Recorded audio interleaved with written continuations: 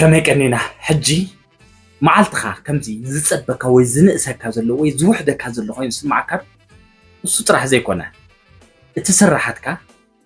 ከይተጨናነቕካ በቃ ሪላክስ ኮንካ ክሰርሖ ትኽእል ዶ እዘን ክልተ ሕቶ ምምላስና በኻዮ ስለዚ በዛ ቪድዮ እዚኣ ንነገራትካ ብፅፉፍን ግን ከዓ ኣብ ሓፂር ግዜ ክትውድኦ ዘኽእሉኻ 4 ነጥብታት ሒዘ መፅእ ዘለኹ ምክትታል ናባኻ ቀዳመይት ነጥቢ እዛ ቀዳመይት ነጥቢ ከም ክኢላ ምሕሳብ ማለት እዩ ንነብስኻ ኣብቲ ትገብሮ ነገር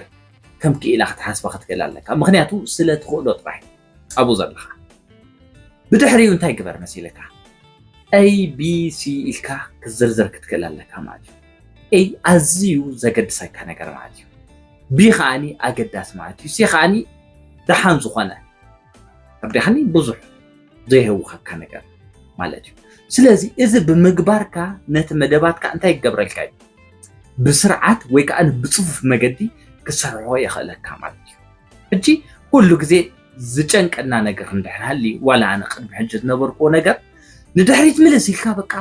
እዚኣ ክገብር እዚኣ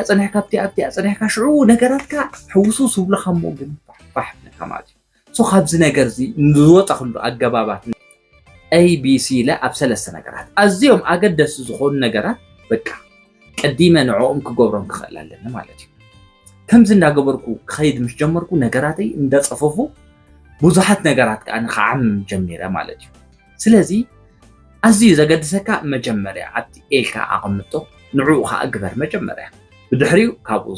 ደሓን ዝኾነ ዘገድሰካ ከዓ ብድሕሪኡ ሽዑ ብድሕሪኡ ዘሎ ነገር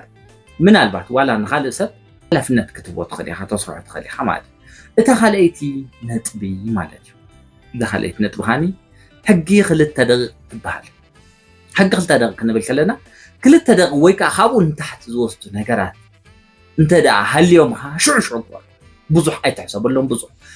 ይህን ሚን ክተውርድ ገለ ክትደይብ ግዜ ከይትወስድ ኣብነታት ክርኢና ናይዚ ኣብነት እንታይ ኣሎ መሲልካ ንኣብነት ሕጂ ዝበዝሐ ግዜ ሽግር ዘሎ ንኮ ተስእ ስፖርት ክሰርሕ ዝበሃል ሽግር ኣሎ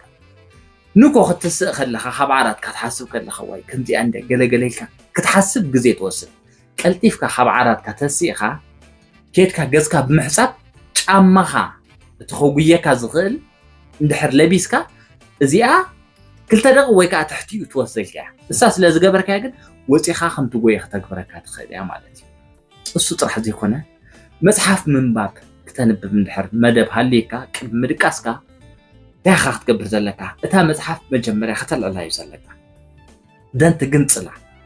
እዚኣ ብዙሕ ትወስደልካ ሽዑ ብድሕሪኡ ሓንቲ ገጽ ድያ ፍርቂ ገጽ ድያ ወይ ከዓኒ 2-3 ገጽ እሱ ኣባኻ ምርኮስ 2 ደቂቕ ዘየድልያ ጉዳይ ግን እንተያ ዘላ እታ መጽሓፍ ኣልዒልካ ምግንፃል 2 ደቂቕ ተድልያ ስለዚ እዚ ነገር እዚ ብምጥቃም ኣዝዩ ብዙሕ ነገር ንኣብነት ሕጂ ብዙሕ ሰብ ዮጋ ወይ ከዓ ምስትንታን ክጥቀም ይብል ግን እሱ ክሓስብ ከሎ ሕጂ ደኣ ከምዚኣ እንድያ ገለ እንዳበለ ብዙሕ ነገር ሰብ ቅልጥፍ ኢልካ ኸይድካ እቲ ናትካ መንፀፍ እንድሕር ኣውፂኻዮ ንኽትሰርሕ እንታይ ገብረካ በዓሉ ከተኣብዓካ ኦኬ ሕጂ ውፅያ ስለ ዘለኹ ኣብኣ ስለ ዘለኻ በቃ ድሓን ዋላ 2 ደቂቕ ዋላ 5 ደቂቕ ዋላ 10 ደቂቕ ግብር ኣቢለ ክድቅስ ኣለኒ ዝብል ስምዒት ይሓድረካ ማለት እዩ እዚ ንኽኸውን ግን እተን ቀንዲ ወሰንቲ ነገራት እተን 2 ደቂቕ ስለዚ ሕጊ 2 ደቂቕ እቲ ዝዓበየ እዩ ኣተግብሮ እምበኣር ተኸታተልቲ እዚ መደብ እዚ ከም ትፈትዎ ርግፀኛ እየ ሓደ ነገር ትመሃርሉ ኣብዚ ሓድሽ ዓመት ከዓኒ ዘሎ ክሳብ ሽዑ ዝበፅሓና ሓደ ነገር ወሲኹም ከም ትመፁ ርግፀኛ እየ ግን ቁም ነገር ሓዘል ትምህርትታት ክበፅሓኩም እንድሕር ደሊኹም ሳብስክራይብ ብምግባር እታ ናይ ደወል ምልክት ጥውቕ እንድሕር ኣቢልኩማ ብምሉእ መደባትናትና ቀዲሙ ናባኹም ይኽበፅሕ ላይክ እንድሕር ጌርኩሞ ዩቲዩብ ናብ ብዙሕ ሰብ ባዕሉ ተይገብረልና ከባፅሓልና እዩ ሼር ናብ መቕረብ መሓዛ ዓሩኽ ቤተሰብ እንድሕር ጌርኩሞ ከዓ ተይገብሩልና መሲልኩም እሶም ክምልከትዮም ክመሃርዮም ኣብ ሓፂር ግዜኻ ነገራቶም ክፀፉ እዮም ማለት እዩ ስለዚ ኣይንረስዕ ማለት እዩ ሳልሰይቲ ነጥብ ላትኒ እዛ ሳልሰይቲ ነጥብ ከዓኒ ታይም ብሎኪንግ እዚ ክንብል ከለና ዝበዝሓና ግዜ እሞ ከዓ ከም ሓበሻ ክንሓስብ እንድሕር ኮይና ንእሽተይ ናይ ምዝንጋዕ ባህሪ ኣለና እሱ ከዓ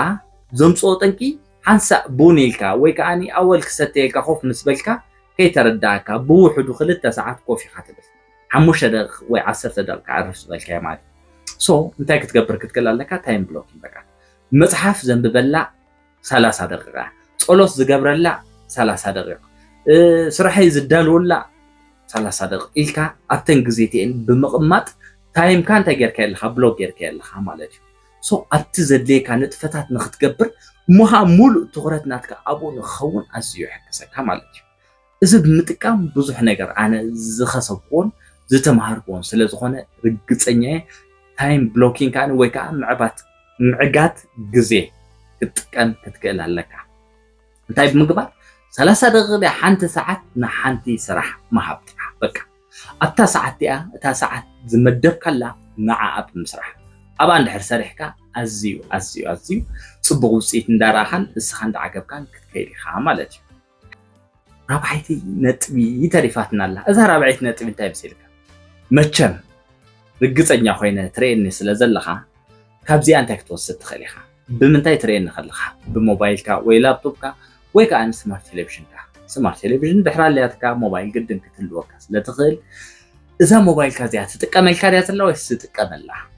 ኦኬ ድሓን ክትጥቀመላ ስለ ዝድለ ዘሎ እንታይ ግበር መሲልካ ጉግል ካላንደር ዝበሃል ኣለካ ኣብቲ ጉግል ካላንደር ንነገራት ናትካ ክሰርዖም ትኽእል ኢኻ ካብ ሰዓት ክንደዚ ክሳብ ክንደዚ ካብ ክንደዚ ክንደዚ ካብ ክንደዚ ክንደዚ እንዳበልካ በቲ ናትካ መደባት ሰሪዕካ ተቐምጦ እሞ ኩሉ ግዜ መዘከርታት ትህበካ ማለት እዩ ኦኬ ካብ ክንደዚ ክንደዚ እዚ ኣላትኒ ካብ ክንደዚ ክንደዚ እዚ ኣላትኒ ካብ ክንደዚ ክንደዚ እዚ ኣላትኒ እንዳበልካ ንኽትገብር ነገራትካ ኣቕልል ኣቢላ ብሙሉእ መደባትካ ከተርእየካ ትኽእል ኢኻ እሱ ጥራሕ ዘይኮነ ኖሽን ትበሃል ኣላ ምናልባት ቲም እንድሕር ሃልዮም ኸውን ናብ ብሙሉእ ቲምካ እውን ክትሰዶ ትኽእል ኢኻ ኢንቫይት ክትገብሮም ትኽእል ኢኻ በዚአን ክልተ ነገራት እዚአን ጌርካ ቴክኖሎጂ ብምጥቃም ንነገራትካ ብፅፈት ኣብ ሓደ ቦክስ ወይ ከዓ ኣብ ሓደ ባኮ ብምቕማጥ ነገራትካ ብፅፉፍ ከም ተዓይኽ ትገብረካ እዩ ማለት እዩ ስለዚ ሓድሽ ዓመት ተወቲፋትኒ በቃ ወላ ሓንቲ ከይገበርኩና ከይዱ እምበር ግዜ ከይተጠቀምኩሉ ዝብል ስክፍታ ድሕሪ ሕጂ ቅንጥጥ ከም ዝበለ ርግፀኛ እየ ሓቂ እንደ እወ ሓቂ ሓላካ ይተጋግኻ ሶ እዚ እንድሕር ኮይኑ ቴክኖሎጂ ክትጥቀመሉ ክትክእል ኣለካ ወይ ንዓኻ እያ ርግፀኛ ሓድሽ ዓመት ሓደ ነገር ረቢሕካ ክንራኸብ ኢና ሓድሽ ዓመት ሓደ ነገር ኣፍረ ኣብፅሕካ ክንተራኸብ ርግፀኛ እየ ናይ ሎማዓንቲ መደብ በዚኣ ተኣኽለና ድሕሪ ሕጂ ግን ብካልእ መደብ ምእንታን ክነራኸብ ወይ ከዓ ዝኾነ ከቕርበልኩም ትደልይዎ እንድሕር ሃልዩ ቁም ነገር ሓዘል ማለት እዩ በተለይ ናይ ኣእምሮ ጉዳይ እንድሕር ኮይኑ ወይ ናይ ግዜ ዝተፈላለየ ንዓኹም ክጠቕመኩም ዝኽእል ነገራት ኣብ ኮመንት ክፅሕፉለይ ትኽእሉ ኢኹም ኣነ ከዓ ከከምቲ ኣገዳስነቱን ምስቲ ሕብረተሰብና ክኸይድ ዝኽእል እንዳቐረብኩ እንዳምፃኹ ንስኹም ትረብሕሉ ነገራት ክንገብር ኢና ኣጆና ሰሰናይ